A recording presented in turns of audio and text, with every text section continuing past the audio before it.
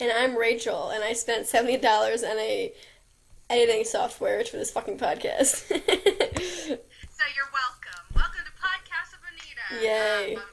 This is for season 8, and we're going to not only be talking about season 8, but we're also going to be talking about Matt and Trey's movie at this time, Team America World Police. Yeah. We literally both just watched this, like an hour ago. Yeah, we both just watched it, because that's how good of hosts we are. Or rewatched it, yeah. We waited till the last second. We forgot to watch it until the last moment, but it's been on our calendar forever, but... Yeah. So, Alright, we're going to start out with season 8, and then talk about Team America. We also have a special discussion for one of our certain episodes. So, oh, yeah. You ready to get started on this, bitch? I am.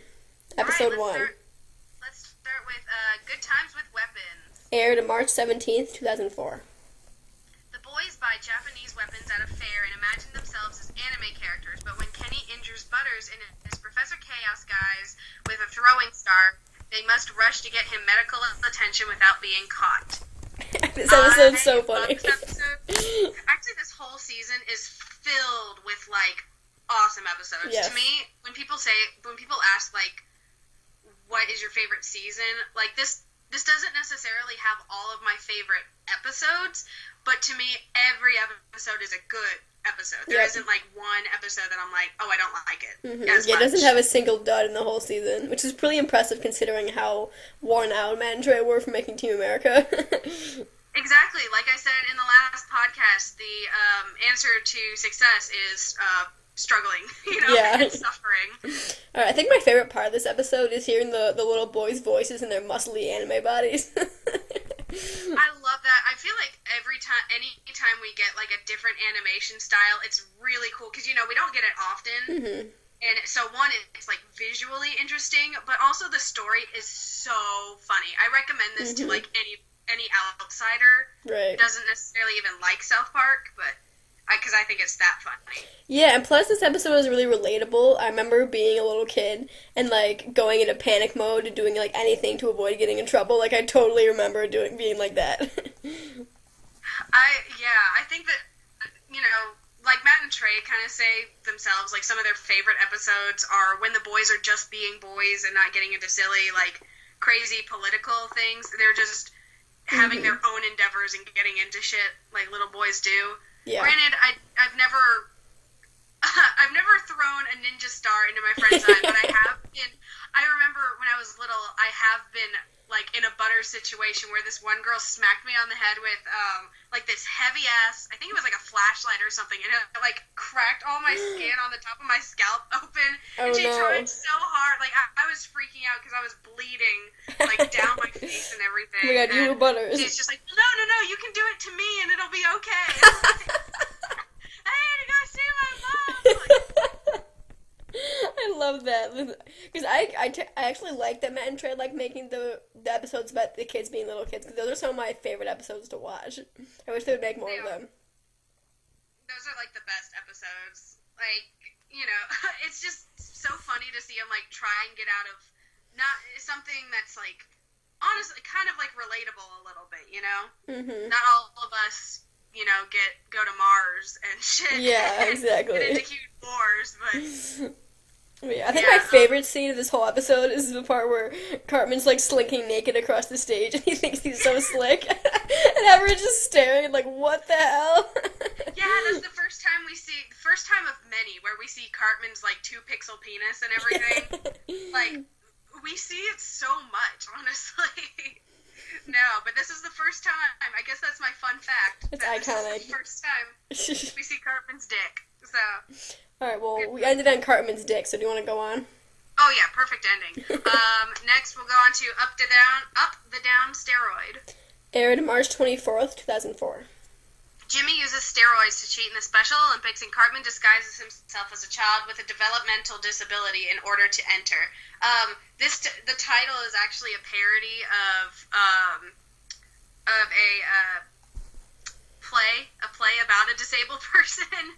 So okay, I didn't know that. Up the Down Staircase is okay. I haven't seen it before, but I know about it because I was a theater kid, and there was like this one performance that everybody talked about. I'm like, oh well, I know Up the Down Steroid.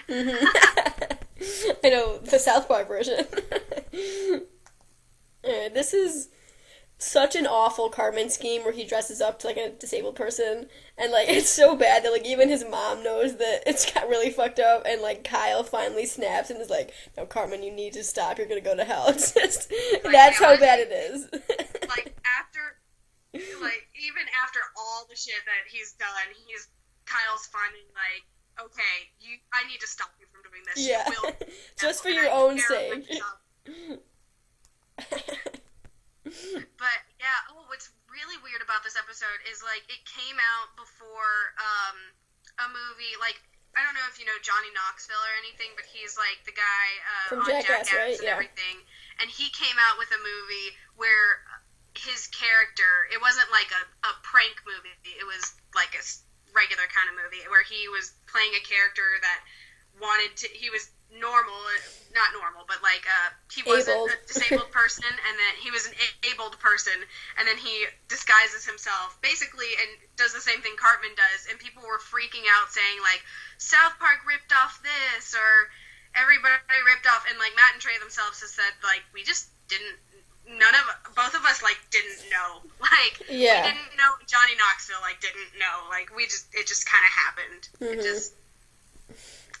But yeah, I think this episode works really well because, you know, Cartman, it's so funny to see Cartman suffer and everything. Yes.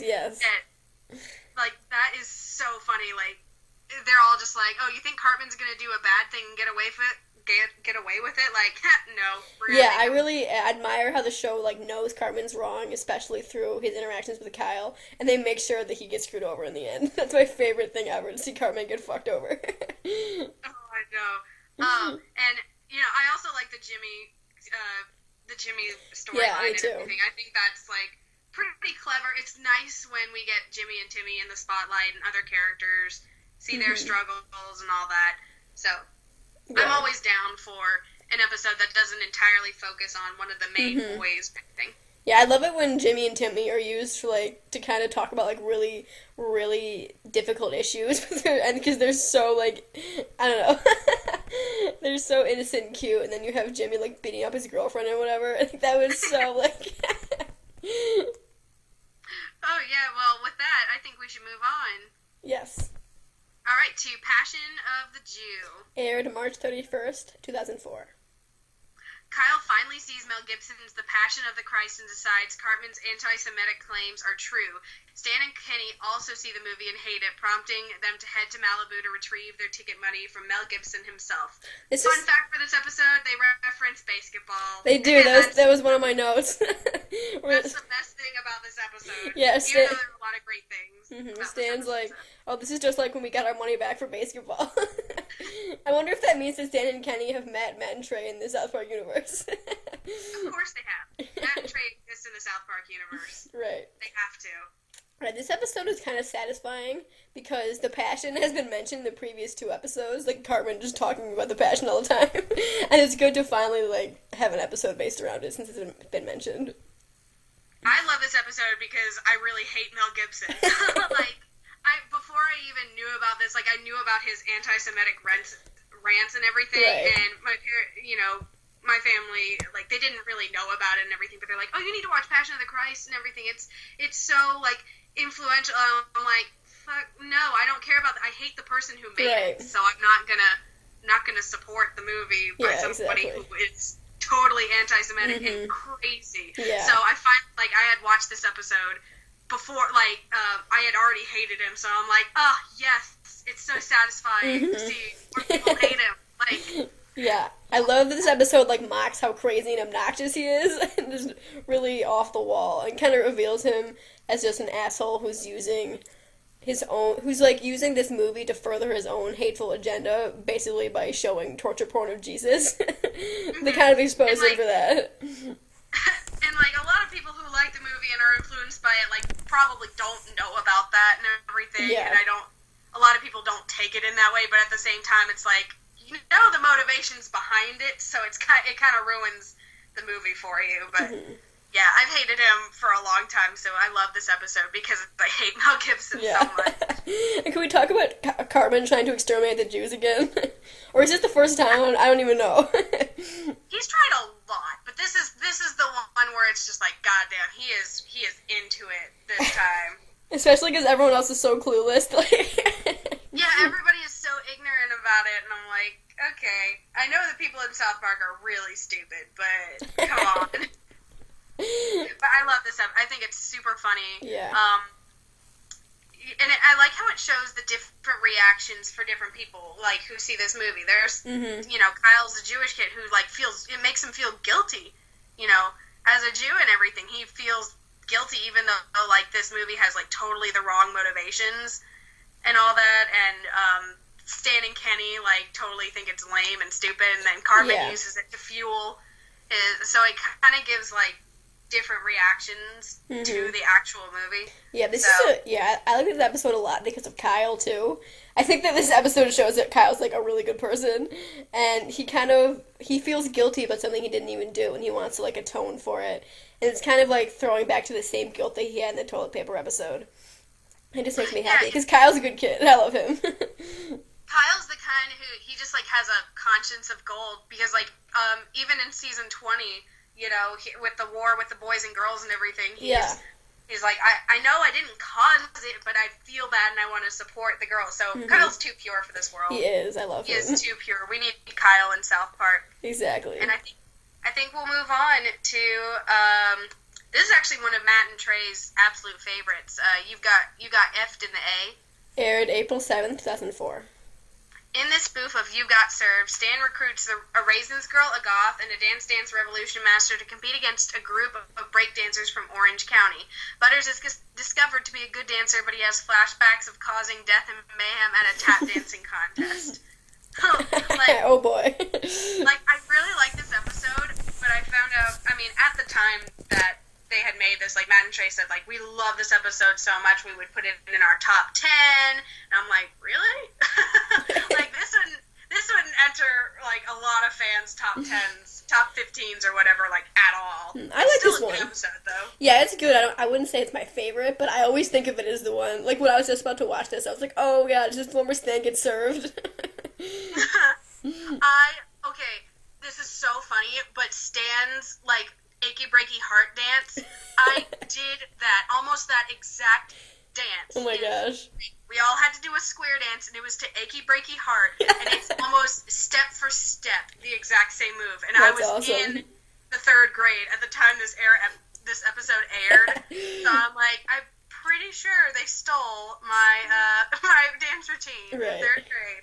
I love how the dance-offs are like a metaphor for fighting, and everything about dancing is so dramatic and stuff. And, like, I've never seen the actual You've Got Served, but I'm pretty sure this is a beat-by-beat remake. Yeah, this is probably the improved version of that movie. Real. Oh, and I noticed something... I don't have too much to say. I mean, Butter, it's kind of like a Butters torture porn, almost. Emotional torture porn. Yeah. Poor Butters. He has the most fucked up life. He does. You just feel so bad, but, okay, the good thing about Butters is that he's continuously... optimistic and happy. He doesn't let the shit, like, and that's why they can get away with doing his shit, because it doesn't, like, affect him, like, so much, you know. You still see that he's kind of okay. He takes it with a grain of salt. Yeah. I love this episode, because it kind of shows that Stan gets stuck in the plot of Lane movies a lot. Like, it happened in Aspen, and then it happens in the Stanley's Cup episode, it happens in this one. That's kind of a theme that Stan does a lot, and I really, really like it. I think it works well with his character. I love it because Stan's like a straw man sort of thing. Like, he doesn't... If it fuels his ego, he's, like, really into it. And, you know, with Kyle would just try and be, like, the moral being and everything, and try and make everything okay. Stan's just like, okay, how the fuck do I get out of this? Yeah. Or how do I make sure I look okay or whatever? Yeah. And speaking of movies, I think we can move on. No, I'm not done yet. I like this one. I have a few more things. God, Shirley. Okay. I like this episode because it focuses on other characters, like the minor characters that are in Stan's dance group or whatever. I love the Raisins girl. Yeah. And I like this episode because I like the part where Stan, like, approaches the goth kids and asks them for help. Because I like to think that Stan, like, still keeps in touch with them sometimes. We can only hope that he still has his inner Raven. Yeah, they hang out once in a while. And my last fun fact, not really fun fact, but more of an observation, is that I love... Yeah, that's my thing, Rachel. I think it's so cute that Butters plays with Legos when he's stressed out, just like Trey does. Just like Trey and Tweek. Tweek plays with Legos too, so everybody plays with Legos. Alright, now we can move on. Finally, God. And we're gonna move on to like one of the best episodes ever made, Awesom-O. Aired April 14th, 2004. Butters befriends a robot, actually Cartman in disguise, he receives in the mail and takes him to Hollywood, where a movie executive wants him for film ideas, with over 800 of which star Adam Sandler. The government pursues Cartman for national security reasons. I like this episode because it like really flips the Cartman and Butters dynamic on its head by having Butters have the advantage over Cartman for once. See, I feel like that's why this is such a popular episode, because it's so satisfying just seeing Butters win and Cartman just totally lose. Mm-hmm. Like, Cartman loses the entire episode and Butters really doesn't lose anything. Mm-hmm. He doesn't lose at all this entire episode, and it makes me so... Yeah. Like, yeah, he's deceived, but he's happy. Mm-hmm. So it's like, you know what? It's great. I love the scene where... I love it whenever he, like, just kind of says, lame. Me too. Like, in that robot voice. Like, that is so funny. That's like, what I was going to say. He's like, weak, so lame. Lame, not cool. And I love the part where he's in the, just the way he says it, where he's in the movie room, and he's like, okay, so this movie stars, like, Adam Sandler, and... He's in love with the golden retriever. And then the part where the movie director guy tries to, like, make Cartman give him a blowjob or whatever, and he runs out, he's like, lame.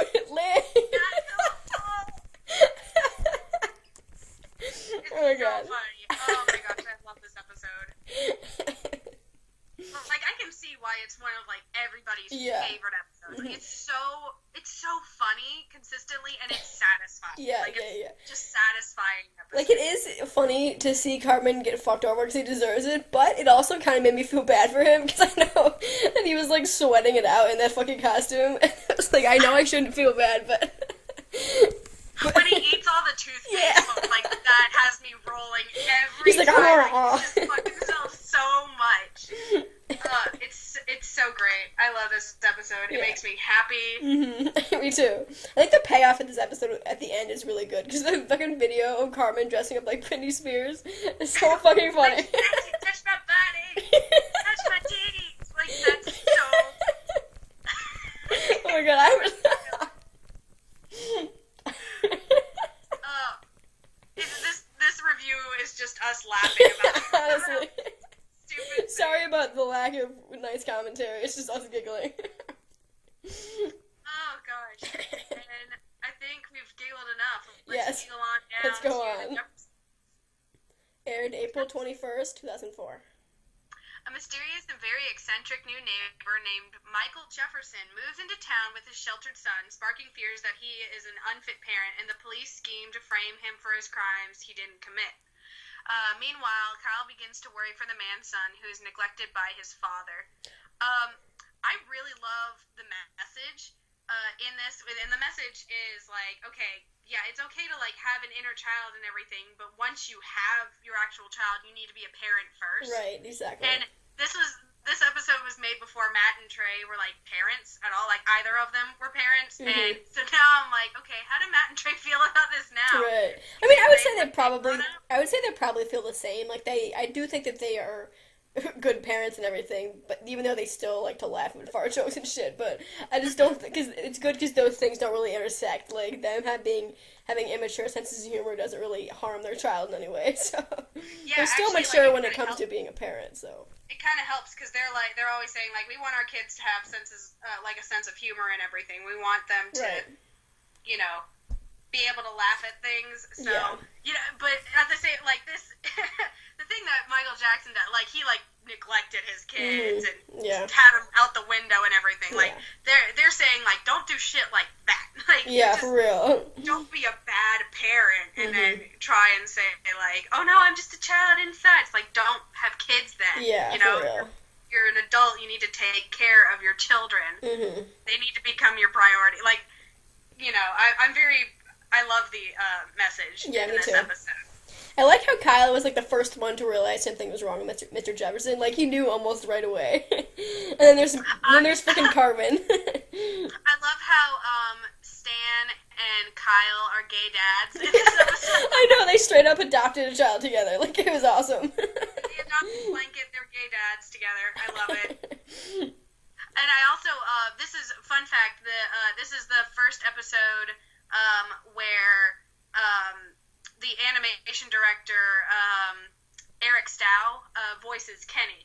Kenny disguises his blanket. So whenever Kenny doesn't have a hood and isn't Mysterion, isn't in his, like, Mysterion mode, Butters Stow voices his, like, regular, normal voice. I loved Kenny's line in this episode. Or it wasn't really his line, it was Stan's line to Kenny where he's like, whatever, at least you finally get to do something. Yeah. I can't believe that's, like, more relevant now. Yeah, I know. I think this is, like, the very first time we've ever seen how racist Detective Yates in the police department in South Park is. I know, and they only just get more racist. Like, it really gets worse. Even more lunatic, like, crazy. Right. I love how they don't hold back on, like, their, like, racist, like, they call out racist police officers all the time. Yeah. And I live for it. I know, I love how they're not afraid to do that. I also love this episode because it has because I think the episodes where Cartman has this really fucked up idol is always really funny. Like when he loved Rob Reiner and Mel Gibson, and now he loves Michael Jackson, and they were like, and then the dream where Stan has where they were like making out in his bed. Yeah. Oh my god. Yeah. I always forget that that's a dream. I always think it's real. See, you know what's so funny is like they actually had to censor that specific scene. Like they couldn't actually like make out. But oh yeah, they were just about to, right? Beforehand with Fat Butt and Pancake Head, they literally had Cartman jerking off Ben Affleck. Like it's a little mixed up. Alright, do you want to go on? Let's go on to Goobacks. Aired April 28th, 2004. The townsfolk become angry when immigrants from the year 345 or 3045 arrive and take the residents' job for lower wages. I like that how this episode's really clever. You kind of using time travelers as an allegory for immigration. I think that was smart. Like yeah. They could have easily had made it like a different race or but they did they did a really smart allegory, I think. But the weird thing is, like, I kind of forget, this episode doesn't really have a complete moral at the end. Like, yeah, they really don't flip-flop one way or the other, but they kind of don't take a stance. Yeah. On this one, they just kind of end the episode where it's like, wow, us trying to make the world is gay. All right, everybody start. I kind of like that ending, though. It's pretty funny. Exactly. So it's like they don't necessarily like have an answer. It's like, oh, we should have stricter, laws with immigration, or no, we should. Like they really don't take a side. And I always kind of forget that, but I kind of appreciate that because especially now, this is such a sensitive subject. You know? This episode is so funny to me because it is on one hand like really smart and really clever, but on the other hand they took our jobs. Oh my gosh! I have to tell the people about the story. So this is like a personal story, but this episode rubs me the wrong way because of that. Because my 9th grade year of high school, in my math class, there was one kid who sat behind me the entire year. And I don't think he knew how to say anything but, well, I can't read from, like, a SpongeBob episode, and they took our jobs. Like, it'd be dead silent. Nobody would be talking to him, and all of a sudden I hear, they took our jobs! Like, it's just somewhere. So this episode makes me a little bit angry just for that reason, because it annoyed the shit out of me. That's funny, that's funny. That freaking 9th grade year in math, and, But yeah, they actually kind of did another episode like this in season 19, like Where My Country Gone, but they did it with the Canadians and everything. Yeah. Which I like that episode a lot. I do like that episode. But I think this one was like, it's a better allegory, and I think it's still like extremely relevant because it's an extremely relevant topic, you know? Mm-hmm. All right. Yeah. Let's go on to our special discussion episode, Douche and Turd. Aired October 27, 2004. Stan is forced to vote in an election for the school's new mascot. For the old one is protested against by PETA. After the old one is sorry, I just butchered that. After the old one is protested against by PETA. All right. Well, I think before we go into the special part of it, we should just get our regular commentary out of the way first. Oh, yeah. All right. I love that they called out PETA in this episode. We're going to talk about this episode, folks. Strap yourselves in. All right. I love the PETA call out about how crazy and vicious they are and how they only care about animals and not people. I know, and they don't even care really about animals. Like, they think, and a lot of the methods that they have are really harmful and detrimental to animals and everything. Mm-hmm. Like, trying to alter their dietary habits to make them all, like, vegetarian and vegan and shit. And I'm like, no, you're fucking up your animals. I know, yeah. So I love the call-out post. Mm-hmm. call-out episode. Call-out video. And I loved, was it Puff Daddy, his, like, vote or die video, music video, and Stan was, like, fleeing in it. That was such a I actually kind of love the vote or die song. Me too. Like, I want to play it out of my car, like, vote or die, motherfucker, but not ironically. Like, I want to be serious about it. Right. But yeah, okay, the thing about this episode is that it is very funny. Mm-hmm. I agree. I'll get into my criticisms later and everything. Yeah. But I do think, like, it's a very coherent episode. Like, I don't have a problem, like, enjoying it on a basic level, but morally is where I have a lot of issues. And we're gonna discuss that, so. Yeah, so I came to Shirley about discussing this, like, last week, because I wanted to talk to her before we recorded it. How I was watching this episode, and I kind of realized something. Basically, I had read her some kind of criticism of South Park that I thought really... This episode was a really good example of it and kind of proved that criticism right, so I'm going to read a little portion of it right now. Okay. Little portion. And keep in mind, both of us read it. We've discussed it beforehand. Mm-hmm. So. All right, here we go. South Park has always been fundamentally reactionary. Those pushing for change are wrong no matter what change they push for. Nothing is a bigger crime to Matt and Trey than giving a shit. Their ideology is apathetic libertarian. Whether you're on the left or the right, if you're asking me to change my behavior, you suck. As it stands, the political left tends to push for more change than the political right does. As it stands, Matt and Trey admit they dislike conservatives and really fucking hate liberals. It isn't about left or right, it's about change versus comfort. If you're trying to change something, they think you're annoying and they think you're lame because caring about stuff is lame. There's more to it than that, but that was the part that Shirley and I both really agreed with. When the essay keeps going, it gets a little harsher and we start to disagree with it less, so we just decided to read that part. And I really hate... I'm going to say, like, both our initial reaction, like, our very first reaction, of course, we're going to be a little bit defensive, where it kind of made us uncomfortable, and we had to step away from it for a little bit, because, you know, this person it's a message from somebody who already does not like South Park, and that's something very different from us, but we had to step back and kind of look back, and, you know, if we're going to be really good fans, like actual fans of South Park, we need to take the criticism as well as the praise. I feel like South Park fans should be able to criticize episodes that they feel aren't funny or aren't written well or just have like a really fucked up moral to them, you know, or something that's like just like totally incorrect for both sides. Yes, for both sides. So yeah, like Shirley said, this was kind of hard to swallow at first because it's always rough to like hear some people ripping on something that you really like South Park. It means a lot to me. But after kind of calming down a little bit and reading it, I'm like, no, I think they're right. And yeah, it kind of sucks to read about how much they don't like South Park. But after reading it, I understand totally why they don't like South Park. And they're actually right. Like, South Park does have episodes like this one that totally prove them right in their criticism. And see, the thing is, we're not saying that this argument applies to every single episode. No, like, of quite course on the not. contrary, I feel like this episode, Douche and Turd, it fits the description that the poster made, like, almost to a T. Like, I Yes. feel basically our main conflict with this episode is the moral. It's like, the moral that Matt and Trey try to teach, like, voting isn't important. You should not vote if you feel like both of your options suck.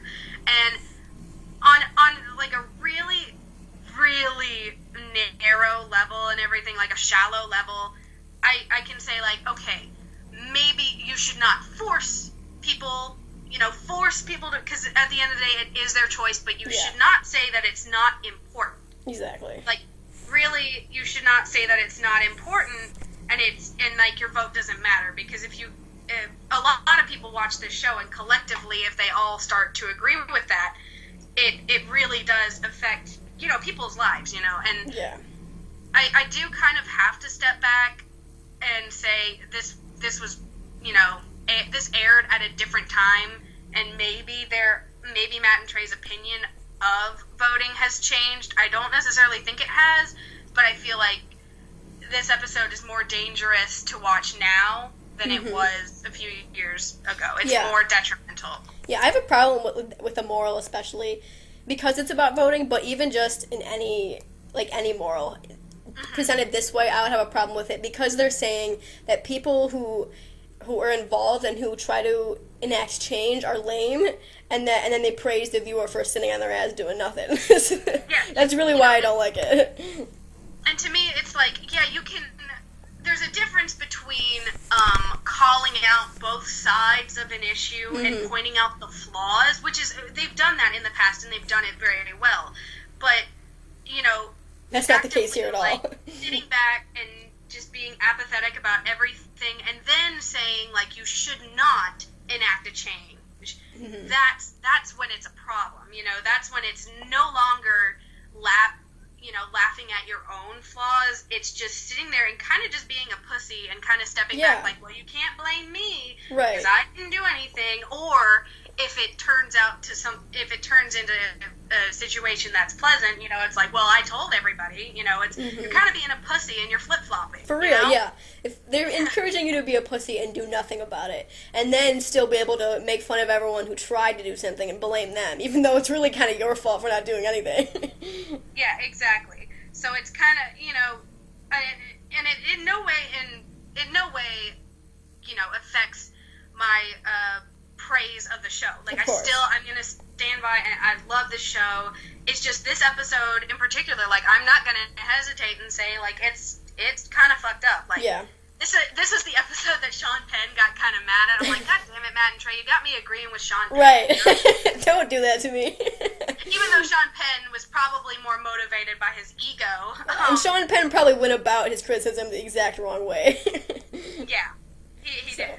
But, I mean, I really do kind of, I'm going to hold it, like, I kind of do hold this episode against them a little bit. I'm like, this is like, they have a platform to speak out on things. Right. And this is, I really don't think it's an intentional thing to, like, harm people, but you have to be extremely careful with your messages when you have such a loud and tall platform that South Park has, Yeah. And this episode, it still airs to this day. Like, this episode is scary because, with this last election, like, it's kind of, really dangerous, because people's lives are really at stake. Yeah, honestly. And this was just an episode where the moral is just way off. Yeah. And I remember going back. Laziness, Yeah, I agree. And I remember going back and watching this episode for this podcast, being excited because I remember this episode was really good. But then I watched it and I kind of went, ooh, like, yikes. It was really. And the thing is, it's more relevant to us now because Rachel and I are both old enough and have gone through an election, and it's pretty much the worst one in history. Yeah, absolutely. Like, I don't have any problem saying that it's the worst one ever. And, it really, my opinion on this episode has altered, like, greatly because I've been through it. When I was younger, I watched this episode and I'm like, oh yeah, I get it. You can just not vote. But I'm like, I never really understood the importance until I got older. And some people might never because of this episode, but I think Right. I think I've ranted enough about it. Yeah, still love Matt and Trey, still love South Park. Of course. Just Yeah. I agree. I will still always love South Park, but I think it's because I love South Park that I do have a duty to talk about things I don't like and things they've fucked up, which is why I really wanted to talk about this criticism and be like, no, dude, you're totally right. Like, South Park does do this sometimes and it's not okay. So they do. Like, I do think that you can criticize South Park, but you have to, like, kind of open a dialogue and be willing to admit it. Like, don't just be like, no, South Park can't do wrong ever. Like, that's not being a good fan. No, like, and, you know, it would be like, you know, being honest with a friend, you know?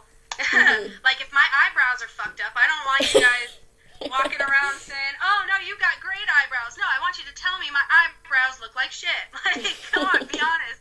So, you know, I think a good fan of the show, not necessarily a good fan, but like a true fan of the show should be able to both praise South Park and criticize it when it you know, falters. Yeah, I think this is like, important every show because is gonna falter. Yeah, because you and I have never really, like, given really deep criticisms of it before. We've had episodes where we didn't agree with the message, but we're like, oh, I see where you're coming from. But this is really the first time. But I do think that we should be able to do that, and I hope that we didn't offend anyone in the podcast, but we would like to hear what you think. We didn't. And if you like this episode, damn well you are right. This is our personal opinion, and this is just a criticism that we both kind of hold together and we agree on, and we thought it'd be interesting to talk about. And I'll put we don't really criticize much. Right, you know? and I'll put the link to the criticism down below, so you can click on it and read the whole thing if you want to. And fair warning, it is. I don't want to say it's like a super it is a biased, you know, opinion, but then again, we are also biased because we're fans. But the first two paragraphs of the thing, we actually think they have a valid point, and we're not gonna try and justify this episode and argue with them. Yeah. All right. But so I think we've let's go on. ranted way too much. Thank you for listening to that. The next episode is an episode on my nightmares. Yeah, this one triggers Rachel. Something Wall-Mart this way comes. Aired November 3rd, 2004. When a Wall-Mart store comes to South Park, the townsfolk are torn between their love for the store's low prices and their anti-corporate hatred of the retail giant, which has reduced their local business center into an abandoned ghost town. This episode really kills me because I used to work at Wall-Mart in high school, and that place like really sucked the life out of me. So watching this episode it was such a trip. I couldn't do it. Well, I could do it because I didn't finish it, but it was rough. Yeah, it's. I think this one is really funny. I mean, I've never worked at a Walmart, but I go to one all the time, and I'm all. Now I feel like this episode kind of pertains more to like places like Costco and everything, like where you just get like the huge amounts of like food or whatever for cheap, and people are kind of really hypocritical where they're like, oh, well, we need to support small businesses and everything, but at the same time they're shopping at Walmart because it's cheaper. I think this episode is interesting because it shows that the show's opinion has changed on large corporations since the Underpants Gnomes episode. It kind of totally flip-flopped. Yeah, it's, I don't know, I shop at Walmart and everything. I am kind of like the person I'm like, oh, yeah, I kind of do go for cheap, but... I also live in an area that doesn't have a lot of its own small family-owned shops, so that's kind of just where I am. I don't live like in a small town. I live in backwoods, terrible, awful place. But it just happens to have like a lot of, you know, it's an expanding area, so I don't have like a lot of personal ties. I just think it's really funny when all of when Walmart like shits its pants when it dies. Yeah. So yeah, I think my favorite joke in this whole episode is where Cartman is like trying to be undercover for Walmart, and Kyle totally calls him out on it the whole time. Where he's like, haha, no one knows that I'm actually working for Walmart. And Kyle's like, I heard you. Yeah, I think that's like really funny. I actually don't have a lot to say about this episode. Me either. I enjoy watching it because I do think it's like kind of clever and everything. You have to do it parodies like all those like you have to fight it from the inside, and you know it's a parody of a bunch of cliche action movies. So Yeah. It's just kind of a basic episode, but it's funny. It's funny, you know. And next episode is the one that triggers me. preschool. Aired November 10th, 2004. A bully from the boys' past is paroled from juvenile hall, which sends them into hiding. This is what triggers me because I've said it like tons of times, I think, on this podcast. Like, I worked at a daycare, so I honestly can relate to Miss Claridge. I've never been set on fire, but not yet. I feel like I've been set on fire by small children. So this is such a good episode. It's one of my favorites this season. I think the story and the writing are really, really strong, and it's just, I don't know, I just fucking love this episode. And Trampoyette's really funny. Me too. I love this episode because it's also like kind of like it is kind of another episode of boys being boys. Mm-hmm. It really is. But the reason why I love this episode so much isn't even for the episode itself. It's for the commentary minis because at one point, Matt and Trey are discussing, like, yeah, we just kind of wanted to see what the kids looked like when they were little, and at one point it goes really quiet, and then you just hear Matt whisper, like, look how cute they are. Rachel and I were watching that, like, back and forth for, like, 20 minutes, laughing our ass off. That was so funny.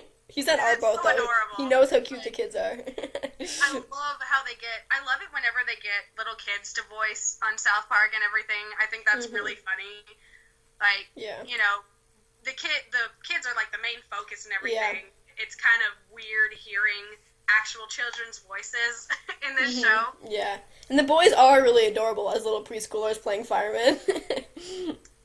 That's really fun. I love their whole story. I also really like Shelley in this episode. Yes, like, she's there for a split second, but I like how she's kind of like, Shelley knows a lot between right and wrong, She's obviously like the bully for Stan and them, but at the same time, she's just like, no, I will protect you guys, but you gotta, like, fess up and tell her you guys did it, and... Yeah, I think all the minor characters in this episode, like Trent Boyette, Shelley, and the 6th graders, are all used really, really well. And I love when they have minor characters that don't get used a lot. Because they usually are used really well, and they're really funny.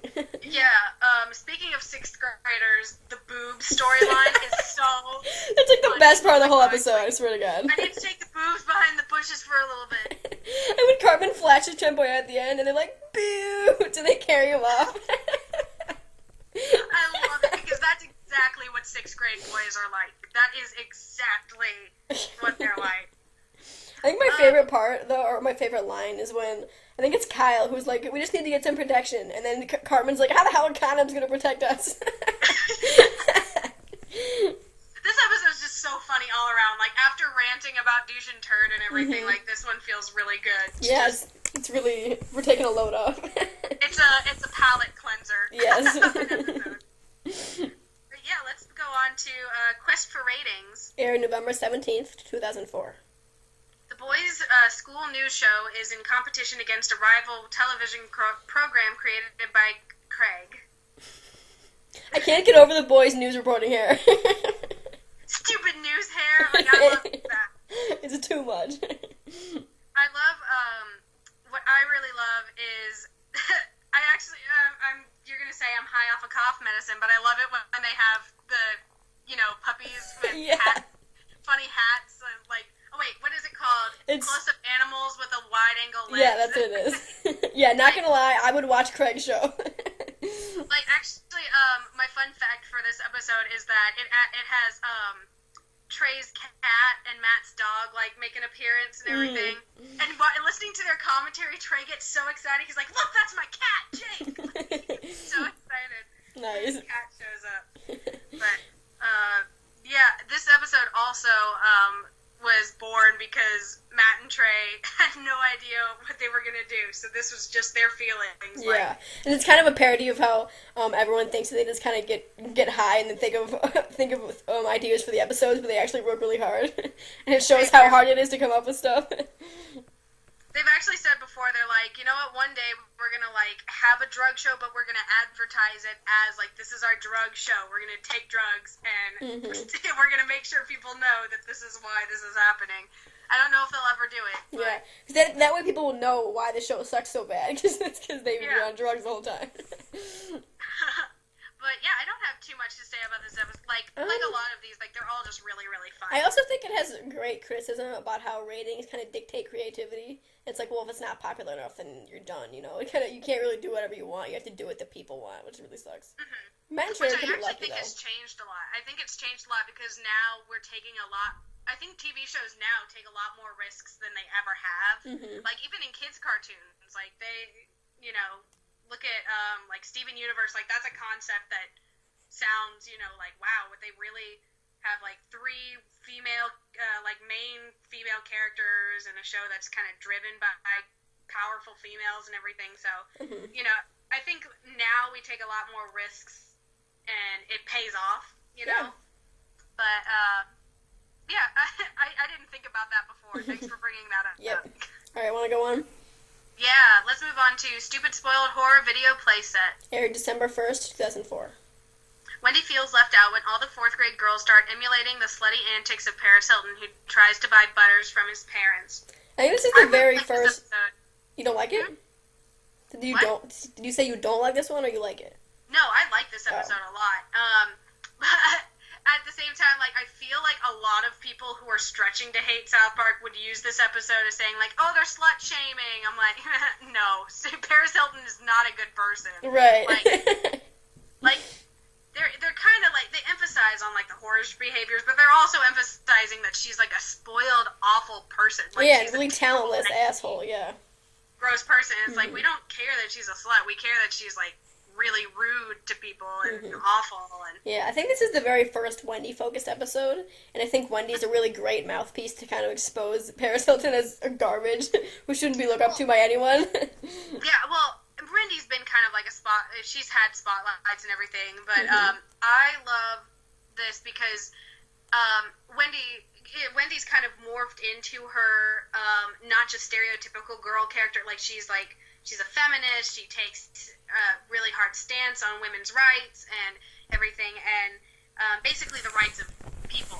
And but at the same time, she's actually, you know, she's a girl and she's still vulnerable. You know, she feels like these pressures and everything. So she's combating like those personal struggles with, you know, her beliefs, you know, and I feel like that's like really, I love it whenever they write Wendy because they always write her so well. Like she's a compelling character that makes really good points, but at the same time, she's not some like holier than thou character. She struggles herself, you know, right?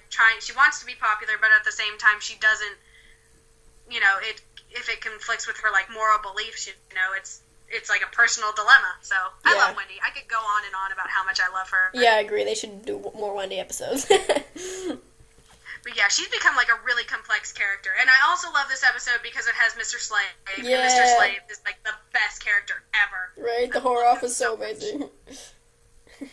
I think my favorite scene is like has nothing to do with this episode. It's the part where Cartman, he was trying to get the girls to invite him to their party and they won't. Yes! That's my favorite too. It's just like, oh, let's invite Cartman. He's so hot. It's like, fuck you, baby. Fuck you, Red. Fuck you, whatever your name is. And fuck you, bitch. Like, that's so funny. And then he like tries to get in later too, where he like Kelly Pinkerton Furter Minskin. She invited me, and then there's someone whose actual name was that. Yeah, but yeah. Oh, let's move on to one of my favorites. We haven't said our favorite episodes. I don't think I could pick a favorite. This episode, the one that we're about to talk about, is my favorite of the season. Is it? Okay. Yeah. Cartman's Incredible Gift. Aired December 8th, 2004. Cartman thinks that he has gained paranormal powers after getting in an accident and abuses them to become a psychic detective for hire. Alright, this is I don't know if you know this, Shirley, but this is a parody of the movie Red Dragon. And it's a movie and a book in the Hannibal Lecter series, so. I did not know that at all, actually. Mm-hmm. But I love it because I just think it's so funny. I just think, like, you know, I don't really care much about, like, maybe it's somewhat of a political, like, message or anything. I just think it's, like, so funny. Yeah. Like, the scene where Cartman initially falls off and makes that, like, weird noise when he hits the ground never fails to make me He's laugh. like, that makes me laugh so hard. But, Kyle's also, like, the cop cliches and... Yeah. I love how they talk about, like Miss Crabtree and everything is like, she was a character that not a lot of fans would miss very much. I think Kyle's such a savage in this episode because I remember like at the part at the beginning where he like encourages Cartman to jump off his roof to his possible death. And he didn't give a shit.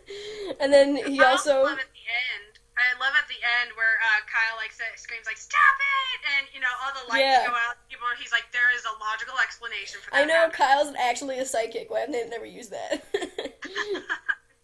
And then I also love that Kyle fucking snuck into a literal murderer's house just to prove Cartman wrong. Like, that's how hardcore Kyle is. Kyle will do a lot to prove Cartman wrong. Maybe he does have a bigger ego than Stan. We just don't know. I don't know if it's ego. It's more about just Cartman being Cartman, just being so wrong and deceiving people. And he's like, no. He has to be right all the time. Yeah, pretty much. Right. He's like me. I relate to Kyle a lot. Although I do think that the best part of this episode is the face warmers. That is pretty clever. This episode all around is just so funny. I love it whenever they like have the psychic battle and everything, and they're just like making weird noises. Like, that's what psychics are like. It's so funny. I enjoy watching this episode every time. You know what I would have loved, though? I wish that they had Stan have a part in this episode, considering he was so big in that John Edwards psychic episode. Like, I'm sure he probably would have had a lot to say about Cartman pretending to be a psychic. Exactly. But maybe they just kind of wanted to make them seem different. No, yeah, I'm sure. Let's move on to, I think this one is my favorite of the season because it's just so iconic. Woodland Critter Christmas. Aired December 15th, 2004. In the show's final Christmas episode for a decade, Stan seemingly innocent woodland critters prepare for the birth of their Lord and Savior, the Antichrist. This is, we actually just talked about this episode in our previous podcast, in our Christmas countdown, so if you want to see where this episode placed in our countdown, go ahead and watch that video. It is on our YouTube channel. Alright, now that shameless self-promo is over. I love the rhyming in this episode, how it like ties back into Cartman telling the story, but I also just like it because it makes it feel more Christmassy. It does. I love this episode because it's so well written. It's so well written, and it was written on a huge time crunch, but it's such an iconic episode. Everybody loves it, and when I first watched it, like, I went in with a clean slate. I, like, had no spoilers and everything, and I was caught off guard, like, every turn, because there are so many turns, like, the Antichrist, and all of a sudden, like, it's Cartman telling the story, and, Stan gets involved. It's so good, Yeah, I agree. If you don't have anything spoiled for you, you don't really know where the episode's going, and it's an actual, like, surprise. Yeah, especially because, like, the Woodland critters are so annoyingly cheerful that it's such a shock when they reveal the Satanists. And they have their iconic blood orgy. Scene. I think that is so funny. It's like, yeah, sacrifice me to the devil! He's so happy about it. Happy, and Stan's just like, what the fuck? I feel like Stan is everybody in this episode, because we're all just like, what the fuck? Yeah, Stan's a very good character to have in this one, because Stan's that kind of guy who's like, what the fuck is going on? And he's just so exasperated all the time. Okay, and seriously, like, the best plot twist of all time is finding out that it's actually Cartman telling the story. Yes. Like, that is the best plot twist in any movie or TV show. Like, forget freaking Citizen Kane with Rosebud. Like, this is the this is the real twist at the end. Yeah, and like, someone wishes he could have a twist this good. The reveal really works well, because like in TV shows and movies where you have a scene that like slowly starts getting more and more ridiculous until you finally realize you're like, oh, okay, it's just a dream, or it's like a fancy sequence. That's kind of how this end was, where it kind of got too ridiculous. Like, this is a ridiculous episode, but like Kyle wanting the Antichrist in him was like, that was where I was like, oh, okay, this isn't real. Like, that was my like drawing a line in the sand. Like, it was just so good. I have like the highest praise for this episode. I don't have like any criticisms, I know, same. I fucking love this one. But yeah, I think that's it for season 8. I guess we're gonna move on to the movie that pretty much fucked with Matt and Trey so much. They hated doing it so much, but we love it. Team America, World Police. Yay! I do think they're proud of it though. Yeah, I think they're proud of it, but they will go to their grave saying, we will never do another puppet movie ever again. Okay, hold on. Before anyone says anything, I want to say something about this movie. And that is that I can't believe Gary's brother was murdered by Harambe. This foreshadowed Harambe. I was about to say that. God damn it. You stole my joke. That's right. See, I can't find Harambe funny anymore after the election because people actually wrote him in. Right. This episode this movie kind of made it funny though. Because the fucking, like, whenever Gary would, like, stare off into the distance, and you just hear gorillas in the background. See, okay, what's really, I feel like, I'm not going to say, like, this movie redeemed Douche and Turd, but I feel like this movie did the concept of Douche and Turd better than Douche and Turd. Like, okay, I'll explain what I mean. Douche and Turd, like, I feel like the motivations behind it were just, like, trying to be middle of the road and having conflicting feelings. That's not where it went. It kind of ended horribly, bad moral. But Team America, I feel like Team America was, like, the perfect instance of laughing at both sides, but, not trying to take a negative stance and not just shitting on both sides. But I feel like Matt in an interview summed up, like, I couldn't, express my feelings about it until Matt said it himself. And he said, this movie is about what it feels like to be an American at this time. It's like you're prideful of your country, and you want you want your country to succeed. You're proud of where you are, but at the same time, you want to call out your shit and you want to change things, and things are just, like, really shitty. So you're even about, like, even though, like, the title of the whole thing, Team America World Police, is, like, a jab at America, because it's talking about, like, a criticism of America, because all the other countries are saying that America's trying to police the whole world, and we kind of are. See, and this one, I feel like this does the in the middle of the road kind of theme perfectly. Like, it makes fun of both sides, and at the same time, it's like, it's okay to be on one side or the other. It's okay to, like, be in the middle of it. It's okay to agree with certain things here and certain things not there, and rather than just sitting back and not doing shit. Yeah. Like, it's kind of hard to explain, but I really appreciate what it does, because at the beginning, it kind of rips on, policing the world and everything, and then it kind of rips on celebrities, like, not really knowing what they're talking about, and just spewing what the media, already says. And then it kind of, at the end, like, wraps it up, with that awesome speech, the dicks, pussies, and assholes speech. The dicks, pussies, and assholes speech. If I was smart enough to be valedictorian, that would be my speech. I wonder how long it would take for them to, like, rush you off the stage. Watching this episode made me think about, like, kind of that internet joke where they talk about, like, dude bro action movies. Like, do these movies know that they can have more than one female character?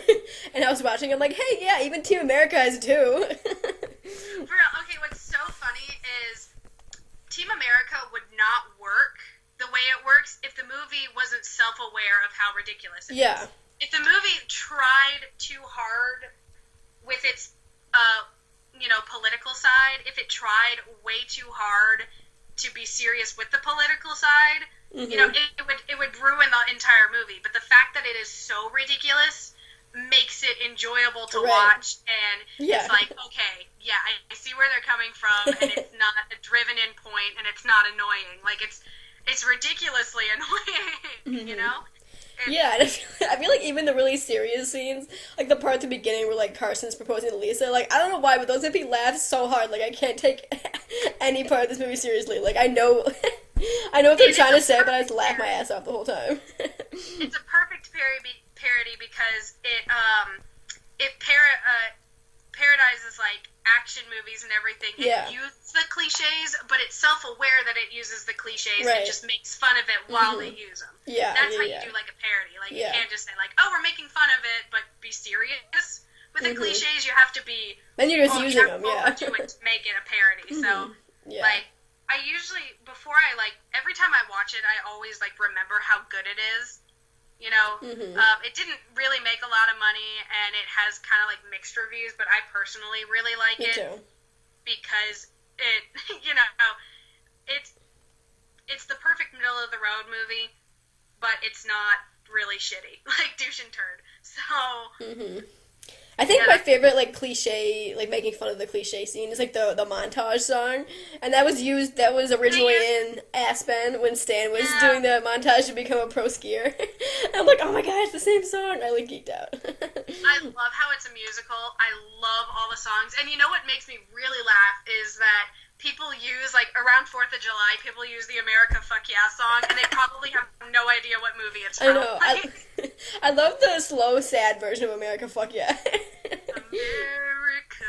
Like, that, I feel like that was the 2016 anthem. Right, yeah. The slow America song. Yeah. And honestly, like, half of the laughs I got from this movie were from the stupid looks in their puppet faces. Like, I love it. And you know what I really love?